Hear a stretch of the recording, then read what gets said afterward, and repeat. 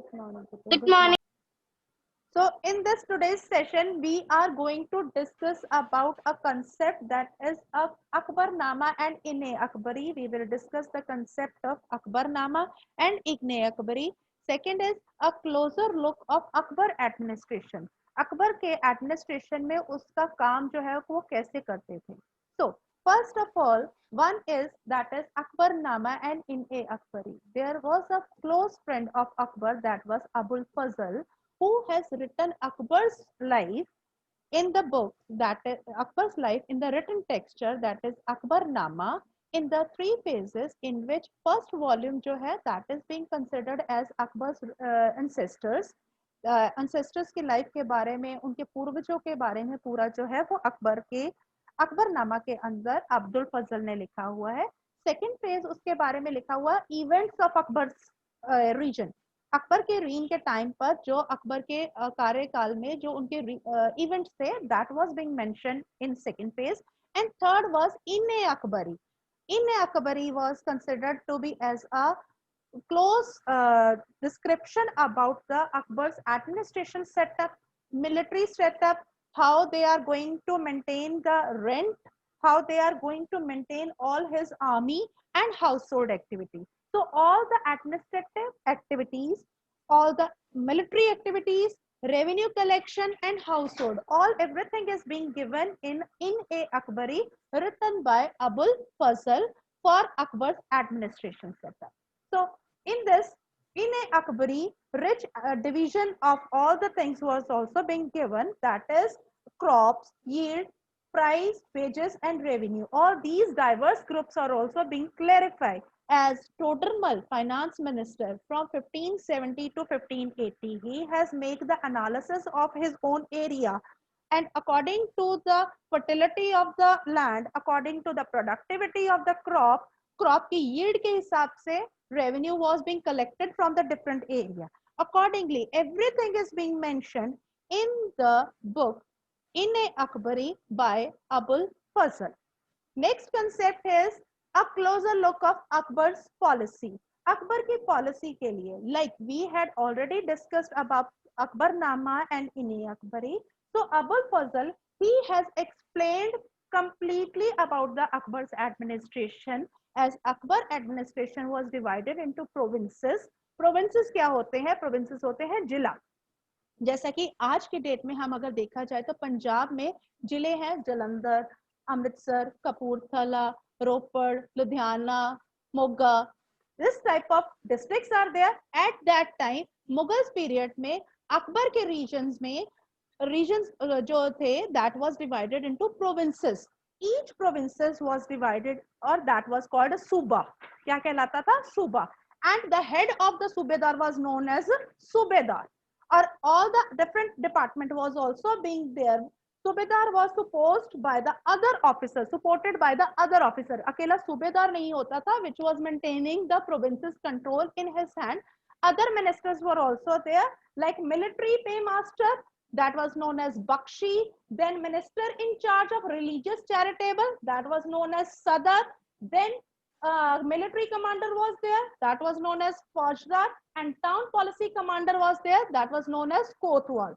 So, and in this way, all different ministers, all different departments were there in the name of Bakshi, in the name of Sadar, Faujdar and Kotwal. So all these names are there for you people to learn which administration divisions were there and name were there for 1 mark question. You have to learn these things for 1 mark question. Is it clear? Then next आता है Akbar nobles. They had large army. Akbar के nobles, they were maintaining. Why Akbar was very good administrator? Because he had maintained large army control, and army was getting the salaries in advance, or sorry, in cash. So cash salary was being collected or given by the revenue collection. As revenue collection was properly maintained because of the crop yield per area per provinces. So efficient administration setup leads to good management, and army control was in the proper way. That is why peace and security was there in Akbar's region.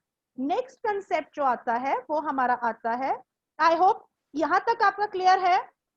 Akbar had maintained a religious policy also with his concern with all the different heads of different religion parameters, because all religion parameters were considering themselves as the superior one, and they were making the uh, consensus और confined area, वो अपने area के अपने religion parameter में एक confined area रखते थे, वो किसी रिलीजन पैरामीटर की थ्योरीज को अपने रिलीजन के अंदर नहीं आने देना चाहते थे. So that type of theory was being practiced during the Akbar region. As in 1570, 1570 में Akbar has maintained a new concept that he had made the discussion with religion heads, ulema, brahmanas, Christian and Zoroastrian. He invited them in his own ibadat khana.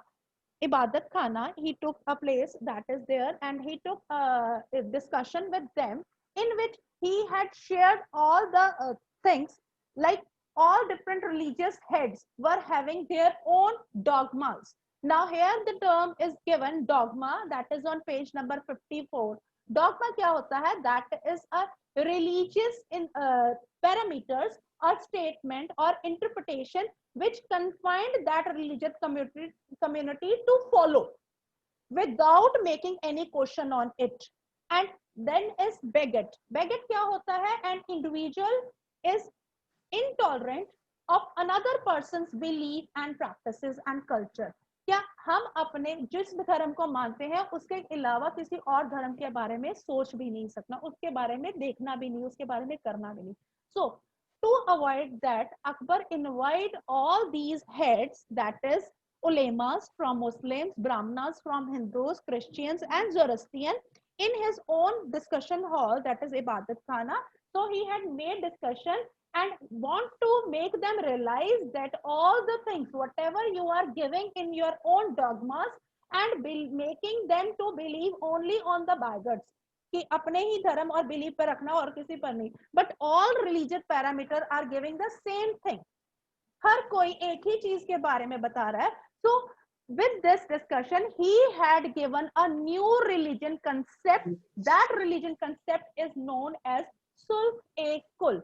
Look at page number 55. Sulh-e-kul is there. It was the idea of universal peace. इसके accordingly क्या है?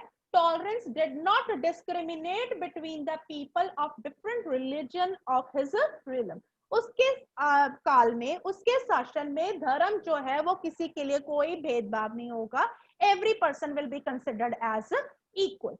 So that is why instead of focus on the system, he believed on the ethics, values, that is honesty, justice and peace.